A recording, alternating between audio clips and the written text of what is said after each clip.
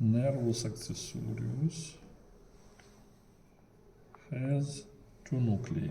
One nucleus in medulla oblongata, that is nucleus ambiguus, that is number one, and another nucleus in spinal cord.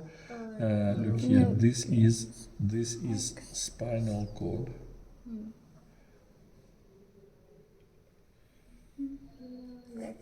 Lateral and anterior, yeah.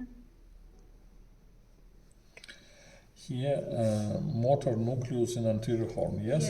And together with this motor nucleus, we have motor nucleus of 11th cranial nerve, nucleus nervi accessorius. This is posterior root with spinal ganglion, anterior root, and they join together from spinal nerve.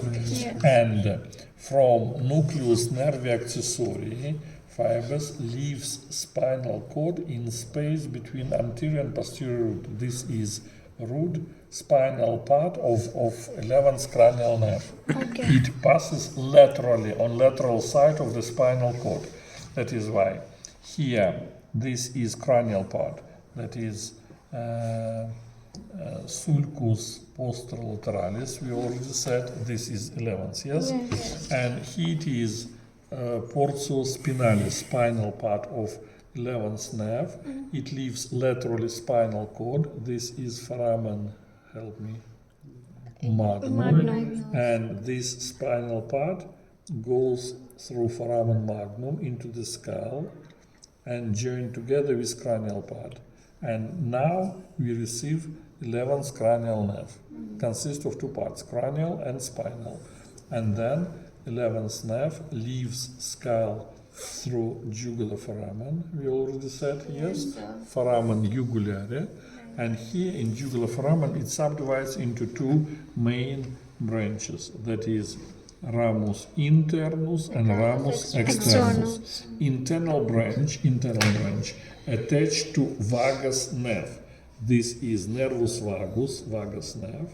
And internal branch, it's attached to vagus nerve and continues with vagus nerve and supplies muscles of pharynx and larynx. Okay. It is 10th cranial nerve and internal portion, internal part attached to vagus nerve. And external part, root, ramus externus, supplies two muscles. That they are musculus sternocleidomastoidus and musculus trapezius. You remember that cervical plexus, the same supplies sternocleidomastoid and trapezius muscle. They have two places or origins of innervation from cervical plexus and from 11th cranial nerve. That is nervus accessorius. Next nerve